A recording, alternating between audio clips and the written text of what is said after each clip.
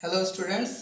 आज जो टॉपिक हम आपके लिए लाए हैं वो क्लास 11th के लिए जो चैप्टर है आपका न्यूमेरिकल चैप्टर है वो जर्नल, और इसका जो टॉपिक हमने लिया है वो क्लासिफिकेशन ऑफ अकाउंट्स है। तो आज इसके बारे में पढ़ेंगे हम लोग। क्लासिफिकेशन ऑफ अकाउंट्स की बात करते हैं तो इसमें दो मेथड्स यूज़ करते हैं हम, जिसमें पहला मेथड आपका ट्रेडिशनल मेथड जिसको पारंपरिक विधि कहते हैं, और दूसरा मेथड आपका मॉडर्न अप्रोच जो आधुनिक विधि कहलाती है। पारंपरिक विधि काफ़ी लंबे समय से पहले से चली आ रही है, इसलिए उसको ट्रेडिशनल मेथड कहते हैं, और मॉडर्न अप्रोच आज के टाइम में यूज़ होता है। कुछ कमियां थी हमारे ट्रेडिशनल मेथड में जिनको मॉडर्न अप्रोच में हमने दूर किया है। तो आइए सबसे पहले जानते हैं ट्रेडिशनल मेथड। ट्रेडिशनल मेथड में अकाउंट्स जो होते हैं वो दो प्रकार के होते हैं, एक आपका पर्सनल अकाउंट है और दूसरा आपका इम्पर्सनल अकाउंट है। पर्सनल अकाउंट की डिफिनेशन की अगर बात करें हम, तो personal accounts are those accounts which are related to any firms name, companies name, organisations name and institutions name. तो ऐसे खाते जो किसी व्यक्ति, संस्था, फर्म या कंपनी के नाम से खोले जाते हैं वो आपके पर्सनल अकाउंट कहलाते हैं। This account are classified under three heads. The first one is natural personal account, second artificial personal, and the last representative personal account. Natural personal account की बात करें तो ऐसे खाते जो किसी व्यक्ति या संस्था को रिप्रेजेंट करते हैं, यानी कि जो लाइव पर्सनालिटी होते हैं, वो आपके नेचुरल पर्सनल अकाउंट में आते हैं। यानी कि लाइव पर्सनालिटीज के नाम से अगर हम अकाउंट ओपन करते हैं तो वो नेचुरल पर्सनल में आते हैं। फॉर द एग्जाम्पल अगर हम बात करें तो इसमें देखिए, जैसे पहला Ram's account, Shyam's account, Shyam's account आपका ये है, और तीसरा आपका है सीताज अकाउंट। तो आप यहाँ पर देख सकते हैं ये सभी लाइव पर्सनालिटी हैं, इनके नाम से अकाउंट ओपन किया गया है।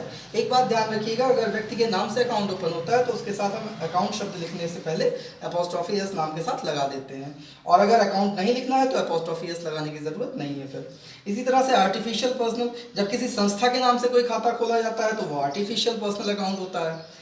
आर्टिफिशियल पर्सनल में संस्थाओं के नाम से खाते होते हैं, इसलिए फॉर द एग्जांपल हम अगर बात करें तो जैसे घनश्याम ब्रदर्स आपका हो गया, घनश्याम ब्रदर्स, ऐसे ही आपका मोहन एंड सन्स हो गया, मोहन एंड सन्स हो गया। इसी के साथ साथ आपका ग्रामर इंटर कॉलेज हो गया, ग्रामर इंटर कॉलेज हो गया। तो ये तीनों आप देखिए, जैसे घनश्याम ब्रदर्स आपका बुक सेलर है, मोहन एंड सन्स हार्डवेयर वगैरह की दुकान हो सकती है, ग्रामर इंटर कॉलेज है, एजुकेशनल इंस्टीट्यूट है, या इसी के साथ साथ आप बात कर लें तो एसबीआई यानी कि स्टेट बैंक ऑफ इंडिया, ये एक फाइनेंशियल इंस्टीट्यूशन है, यानी कि बैंक है हमारा। तो ये सब ऑर्गेनाइजेशन है, इसलिए आर्टिफिशियल पर्सनल में आएंगे। रिप्रेजेंटेटिव पर्सनल में बात करते हैं तो इसमें बातें ध्यान देंगे आप, इसमें जैसे एक्सपेंसेस से रिलेटेड अकाउंट होते हैं तो एक्सपेंस के पहले आउटस्टैंडिंग शब्द या प्रीपेड शब्द लगाओ। इनकम की बात करें अगर, तो इनकम में अगर इनकम से पहले हमारा एक्रूड शब्द लगा हो और या अनएक्रूड शब्द लगा हो, तो एक्रूड शब्द लगा हो या अनएक्रूड लगा हो इनकम से पहले, या एक्सपेंसेस से पहले आउटस्टैंडिंग या प्रीपेड लगा हो, तो वो आपका रिप्रेजेंटेटिव पर्सनल अकाउंट होता है। इसके साथ ही दो अकाउंट्स और होते हैं जो रिप्रेजेंटेटिव होते हैं, एक आपका कैपिटल अकाउंट होता है और दूसरा आपका ड्राइंग्स अकाउंट होता है। तो ये सारे अकाउंट्स आपके रिप्रेजेंटेटिव पर्सनल अकाउंट में आते हैं। जैसे कैपिटल ओनर को रिप्रेजेंट करता है, इसी के साथ साथ ड्राइंग भी ओनर को रिप्रेजेंट करता है। कैपिटल यानी कि capital is the amount which is invested by the businessman at the starting time of business. तो कैपिटल वो अमाउंट होती है जो बिजनेस स्टार्ट करते समय ओनर लगाता है, तो वो भी आपके ओनर को रिप्रेजेंट कर रही है। ड्राइंग्स, तो ड्राइंग्स के बारे में जानते हैं हम, ड्राइंग्स क्या होती है। तो drawings is the amount which is withdrawn by the businessman for his personal use from his business. अपने बिजनेस से अगर वो अपने पर्सनल यूज के लिए, यानी कि ओनर अपने पर्सनल यूज के लिए कुछ भी निकालता है तो वो ड्राइंग्स कहलाती है। तो ये भी ओनर को ही रिप्रेजेंट करता है। ऐसे ये भी खाते जो आपके हैं ये ओनर को रिप्रेजेंट करते हैं। तो इस प्रकार से ये रिप्रेजेंटेटिव पर्सनल अकाउंट हो गए। फिर आ जाते हैं, हम बात करते हैं आपके इम्पर्सनल अकाउंट की। इम्पर्सनल अकाउंट में अगर हम बात करें तो आप देखिए, इम्पर्सनल अकाउंट में हमारे दो अकाउंट्स होते हैं, एक रियल अकाउंट और दूसरा नॉमिनल अकाउंट। रियल अकाउंट को क्लासिफाई किया जाता है दो पार्ट्स में, एक तो आपका टेंजिबल रियल अकाउंट होता है और एक आपका इनटेंजिबल रियल अकाउंट होता है। इनटेंजिबल रियल अकाउंट होता है। रियल अकाउंट की डेफिनेशन होती है, यानी कि any accounts which are related to business assets is called real account. व्यापार की संपत्तियों के नाम से जो खाते खुलते हैं वो आपके रियल अकाउंट होते हैं। इसमें टेंजिबल यानी कि ऐसी एसेट्स जिनको हम फिजिकली देख या छू सकते हैं उनको टेंजिबल रियल अकाउंट, और जिन संपत्तियों को हम नहीं देख सकते हैं, नहीं छू सकते हैं, उनको इनटेंजिबल रियल अकाउंट कहते हैं।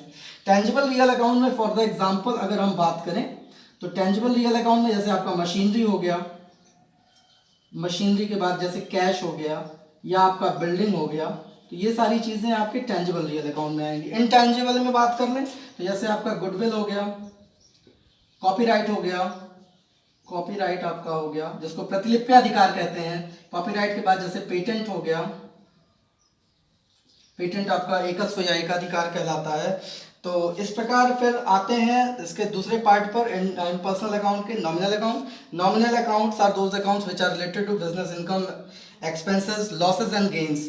ऐसे खाते जो बिजनेस की इनकम, एक्सपेंस, लॉस और गेन से संबंधित होते हैं वो नॉमिनल अकाउंट कहलाते हैं। इसको भी हम दो पार्ट में क्लासिफाई कर सकते हैं। जैसे आपका दो पार्ट की बात करें तो एक्सपेंसेस एंड लॉसेस, और दूसरा है आपका इनकम एंड गेन्स। तो ये आपका क्लासिफिकेशन है जो कि आपका ट्रेडिशनल मेथड से है। इसके बाद मॉडर्न अप्रोच की अगर हम बात करें तो मॉडर्न अप्रोच में जो अकाउंट्स को क्लासिफाई किया गया है वो 5 पार्ट में किया गया है। पहला आपका एसेट्स अकाउंट है, दूसरा आपका लायबिलिटीज अकाउंट है, तीसरा आपका कैपिटल अकाउंट है, चौथा आपका इनकम एंड गेन्स अकाउंट है, और पांचवा आपका एक्सपेंसेस एंड लॉसेस अकाउंट है।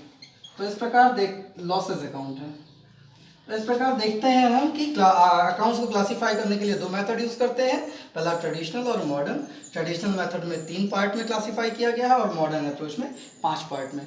आज का टॉपिक जो क्लासिफिकेशन ऑफ अकाउंट्स था, उस क्लासिफिकेशन ऑफ अकाउंट्स में इतने चीज़ें आती हैं, इस तरह से क्लासिफाई किया जाता है।